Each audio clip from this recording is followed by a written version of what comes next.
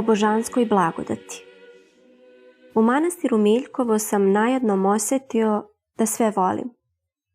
Neka čudesna, neiskazana radost je obujmila čitavo moje biće.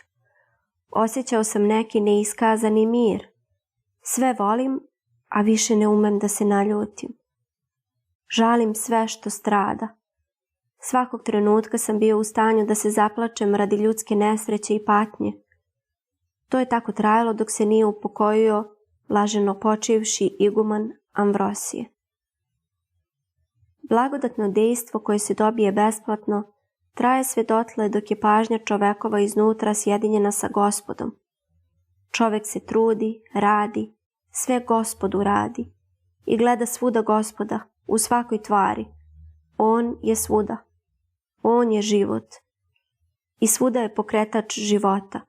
Svuda je prisutan. I dokle god je čoveku pažnja upravljena na Gospoda i carstvo nebesko, on gleda i na svet tako. Vidite da u svakome Gospod počiva tajno, bez razlike da li ga čovek poštuje ili ne. Ali on je tu, u centru života. On pokreće život. On je životodavac. I dokle god je ta pažnja prvenstveno tu, u srcu, čuva se taj unutrašnji mir i radost božanska koja se besplatno daje početnicima. A posle, ako na malo pažnja skrene sa toga i zapečati se na nekim predmetima ovozemnim, bilo da se radi o mrtvim predmetima ili o živom stvorenju, odmah se gubi unutrašnji mir. Ne može se na dve strane. Predmet kome smo posvetili pažnju odmah ulazi unutra i zauzima presto Gospodnji, odnosno naše srce. A to može biti i slava, čast, bogatstvo, lepota. Čim nam se popne na tron, onda zaživi u nama. Kome pažnju posvećujemo, to u nama živi. Kad čovek izgubi blagodat, on to dugo ne shvata, nego još uvek misli da je ima, jer u njemu još žive pređašnje misli. On ne shvata da je ohladneo i da je izgubljen za večni život.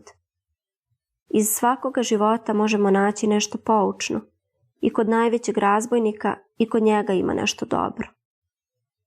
Kažu, prepodobni Makarije Veliki, koji se u mladosti trudio, bio je sin sveštenika. Želeo bi da vidi neku osobu koja je njemu slična. Da mu Gospod otkrije na koga sliči i dobije odgovor. Ti si sličan onom frulašu u Aleksandriji, što po ulicama svira frulu. I ode on u Aleksandriju i nađe tog frulaša i kaže mu: hteo bih malo duže s tobom da razgovaram o tvom životu. Kako ti živiš? Pa eto, oče, svira malo u frulu, neko mi nešto da, tako živim. A šta si radio ranije, pre nego što si počeo da sviraš u frulu? Oče, nije to za pričanje šta sam bio i šta sam radio. Ja sam došao, meni je otkriveno tako da s tobom razgovaram, hteo bih da znam uopšte o tvom životu. Pa, da ti kažem, ti si čovek pobožan, ovo ću ti kazati kao ispovest. Ja sam oče od mladosti bio razbojnik i vođa razbojnika. I ne mogu ništa da se pohvalim u svom životu. Moje društvo je izginulo kada sam zašao u godine, a mene nisu uhvatili. Onda sam se vratio u grad da živim na neki pošten način. Sine, dobro je to, nego ja bih želeo da mi ti nešto iz svog života kažeš. Izgleda da u tvom životu ima i nečeg dobrog. Oče, ja se ne sjećam, ja sam od mladosti stalno krao i tako živeo. Pa ima svakako nešto dobro. Da li se sjećaš nečeg dobrog? Ako Gospod moj prima to za dobro delo, išli smo u pljačku. Saznamo da u nekom mestu ima bogat čovek i da ima i novca i zlata i tako to. Opljačkali smo dosta, sve što nam je trebalo. Naiđe neka devojčica i moji drugovi hoće na silu da je odvedu. Ja im kažem: stoj, ne dirajte je. Opljačkali ste sve što vam treba i da je niko nije dirnuo. Svako ko je dodirne, poginuće. Pitao sam je: odakle si ti, devojčice? Jesi li hrišćanka? Hrišćanka sam, kaže. Idi kući i nemoj da ideš sama bez društva. Vidiš na kakvo si društvo naišla. Idi kući. Ako je to dobro delo, ako Gospod prima. Pa dobro, možda imaš još neko dobro delo. Pošto mi je svo društvo poginulo, ostao sam sam. Imao sam novac, živeo sam obično, na pustim mestima i jednog dana vidim da jedna žena trči. Stalno se okreće. Vidim da niko za njom ne juri. Ona trči pa padne, ustane pa opet trči. Izađem ja pred nju i pitam je od čega beži. Kaže, ne pitaj, moj muž se zadužio mnogo. Hteo je nešto da radi, nije mu to pošlo za rukom. Ušao je u dugove i oni su uzeli i muža i decu da ih prodaju kao robove. Ako mene uhvati i mene će prodati kao roba. Koliko ti je dužan muž? Ona kaže 302 dukata. I ja joj dam 302 dukata i kažem, idi, otkupi muža i decu. To sam dao, ako to Gospod prima za dobro delo. Starac mu kaže, čoveče, od svega toga ja ništa nemam.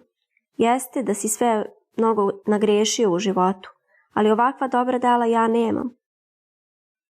Drugom prilikom jednom crkvenjaku došlo u misao i on je čuo, ti si sličan onim 2 jetrebama u Aleksandriji.